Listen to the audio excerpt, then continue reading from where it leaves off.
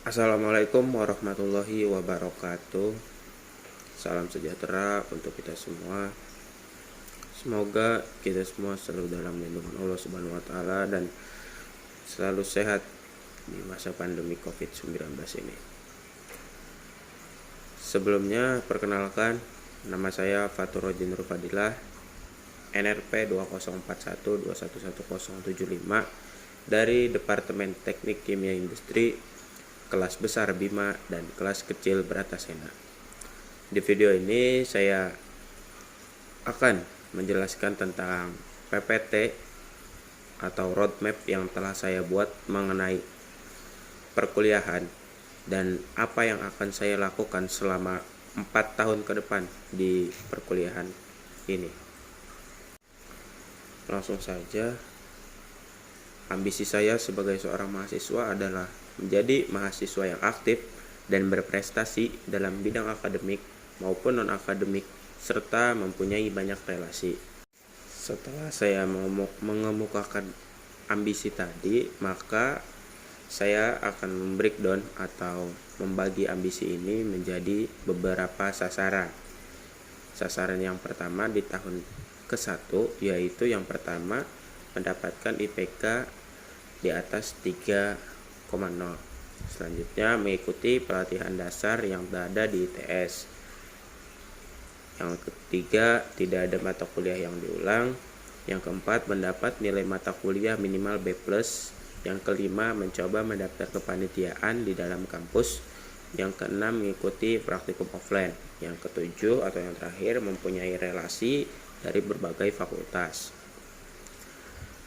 Selanjutnya di tahun kedua, saya mempunyai beberapa sasaran. Yang pertama, mendapat IPK 3,0 atau lebih dari 3,0. Yang kedua, mengikuti kegiatan kepanitiaan seperti Gerigi, ITX Expo, UKM Expo, atau yang lain-lainnya. Yang ketiga, tidak ada mata kuliah yang diulang. Yang keempat, mendapat nilai mata kuliah minimal B+.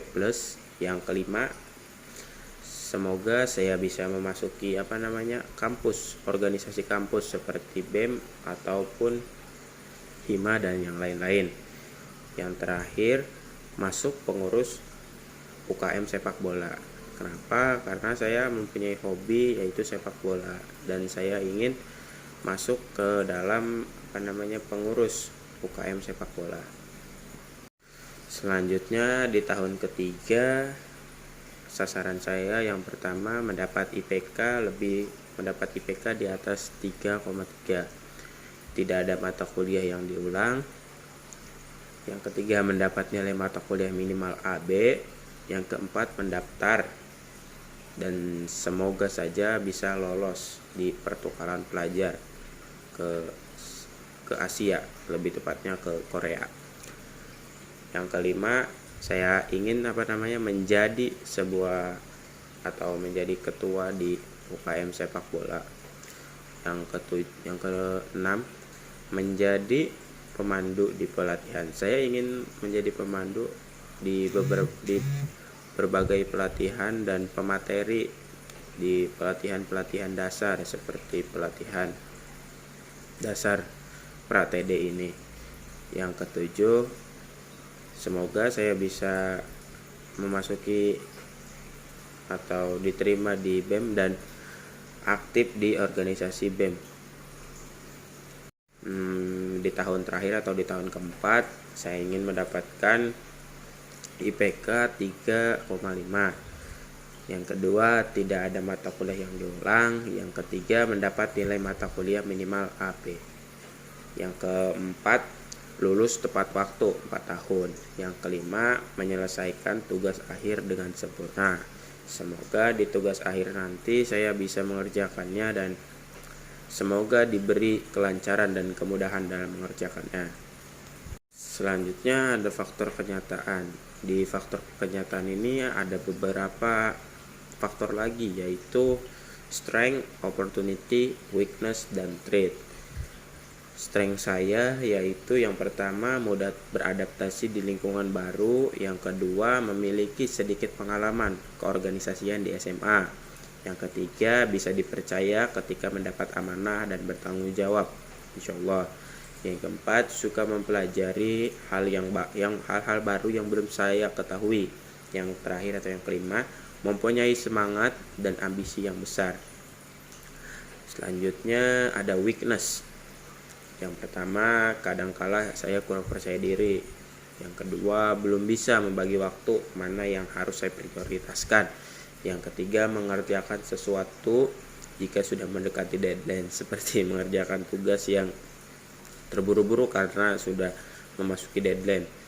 Yang keempat, belum bisa konsisten.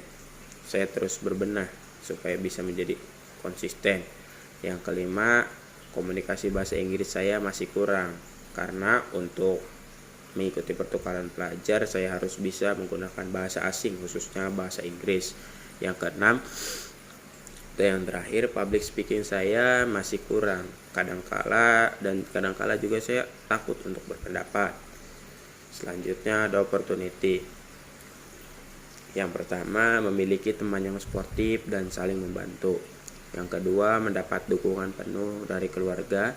Yang ketiga, ITS bekerja sama dengan PTN luar negeri sehingga memudahkan untuk saya bisa ikut pertukaran pelajar. Yang keempat, di ITS banyak oprek kepanitiaan dan juga wadah organisasi dan UKM untuk mengembangkan skill dan hard skill saya. Yang kelima, fasilitas di kampus ITS ini sudah memadai untuk melakukan pembelajaran. Selanjutnya ada trait. Yang pertama, rasa takut gagal untuk mencoba sesuatu. Tidak bisa membagi waktu antara akademik dan non-akademik. Yang ketiga, kegiatan akademik di ITS yang sibuk dan padat.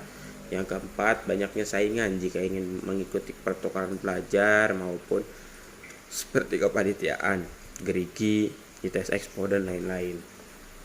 Yang terakhir, banyak orang yang lebih berpengalaman dari saya tentang akademik maupun non-akademik. Oke, selanjutnya untuk mencapai ambisi, untuk mencapai sasaran yang telah saya buat, saya memiliki beberapa usaha yang sudah saya tuliskan. Yang pertama, selalu berdoa dan meminta doa restu kedua orang tua supaya bisa fokus kuliah, serta saya harus selalu berusaha maksimal dalam belajar. Yang kedua, membuat list tentang mana yang harus saya prioritaskan. Yang ketiga, tidak bermalas-malasan dan tidak menunda-nunda tugas. Yang ketiga, memaksimalkan organisasi atau kepanitiaan sebagai sarana saya untuk mengembangkan diri saya dan melatih soft skill saya. Yang kelima, mencari informasi tentang organisasi dan kepanitiaan lalu mendaftar di dalamnya. Yang keenam, menyimak materi dengan maksimal dan aktif di kelas dengan cara seperti bertanya atau yang lainnya. Yang ketujuh, mereview materi setiap matkul dengan membuat catatan singkat untuk dipelajari kemudian di malam hari. Yang kedelapan, mencari informasi tentang pertukaran pelajar atau magang melalui dosen, cutting, ataupun yang lainnya. Yang kesembilan, selalu tanamkan rasa semangat dalam diri kita atau dalam diri saya, semangat untuk belajar, semangat untuk menerima hal-hal baru, semangat untuk semuanya. Yang terakhir, usaha saya yaitu mengikuti beberapa webinar yang ada di ITS maupun di luar ITS. Selalu ada resiko jika kita ingin mendapatkan sesuatu, jika kita ingin mendapatkan ambisi, jika kita ingin mendapatkan sasaran yang sudah saya buat tadi. Ada beberapa resiko yang sudah saya list di sini. Yang pertama, banyak sekali tekanan di sini tentang tugas atau laprak dan tugas-tugas akademik yang lainnya. Yang kedua, waktu bermain saya berkurang karena saya fokus belajar dan mengerjakan tugas serta yang lainnya. Yang ketiga, jika saya mendaftar kepanitiaan, bisa saja saya tidak diterima di kepanitiaan ataupun di organisasi, dan di pertukaran pelajar pun saya kemungkinan atau resiko saya bisa tidak diterima karena saya kurang pengalaman dan kurangnya saya dalam berbahasa asing. Yang keempat, waktu istirahat, waktu tidur, dan pola makan saya pun sudah pasti akan terganggu karena tidak fokus dan yang lainnya. Yang kelima, mungkin ini yang paling saya takutkan dan yang paling fatal, bisa saja mental saya down, mental saya hilang, dan kesehatan saya pun akan terganggu. Kesehatan saya akan terganggu oleh hal-hal yang sudah saya lakukan, belajar dan mengerjakan tugas yang sampai larut malam sehingga membuat saya sakit ataupun membuat saya kurang tidur dan sehingga saya menjadi sakit. Dari beberapa resiko tadi saya sudah berpikir, sudah melis dan menulis antisipasi yang telah saya buat. Antisipasi dari resiko ini, yang pertama, saya akan membuat sebuah jadwal yang berisi waktu belajar, waktu main, dan waktu tidur, waktu makan, dan yang lain-lainnya. Yang kedua, selalu tenang, selalu berpikir positif bahwa saya bisa melewati semuanya dengan baik. Yang ketiga, mungkin saya perlu healing dengan cara jalan-jalan ke tempat yang saya mau, ke tempat yang indah, ke tempat yang bisa membuat saya bisa tenang dan berpikir lagi. Yang keempat, saya harus bisa menentukan skala prioritas, mana yang harus saya prioritaskan dan mana yang tidak saya prioritaskan. Yang kelima, yang paling penting, saya harus selalu melibatkan Allah ketika melakukan sesuatu. Salah satunya, jika saya melakukan apapun itu, saya harus selalu berdoa, meminta kepada Allah agar selalu diberikan kelancaran dan kemudahan melakukannya. Setelah resiko tadi, ada konsekuensi, dan konsekuensi bisa berupa gagal dan berhasil. Jika berhasil, konsekuensinya adalah mendapatkan IPK lebih dari 3,0, mempunyai relasi dari berbagai fakultas, lulus 4 tahun dan membanggakan kedua orang tua, amin.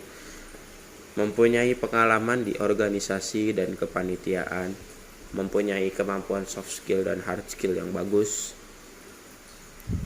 menjadi ketua atau menjadi staf di UKM sepak bola. Terakhir, memiliki sertifikat berkat mengikuti pelatihan dan webinar. Dan jika gagal, saya akan, yang pertama, tidak boleh menyerah dan selalu semangat. Yang kedua, mengevaluasi hasil yang telah didapat dan saya akan memperbaikinya dengan sebaik-baiknya.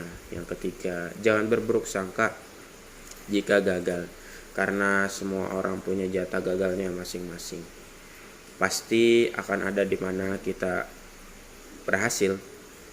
Kita tunggu saja waktunya dan dengan selalu berusaha dan berdoa.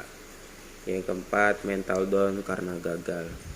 Di sini saya akan coba membangun mental saya kembali dengan terus mencoba dan mencoba lagi. Mungkin itu saja yang bisa saya jelaskan di video penugasan pra LKMMTD tentang membuat video AKUSRK ini. Mohon maaf bila ada kesalahan atau kata-kata saya yang kurang berkenan, mohon dimaafkan. Kurang lebihnya saya mohon maaf. Wabillahi taufiq wal hidayah. Wassalamualaikum warahmatullahi wabarakatuh.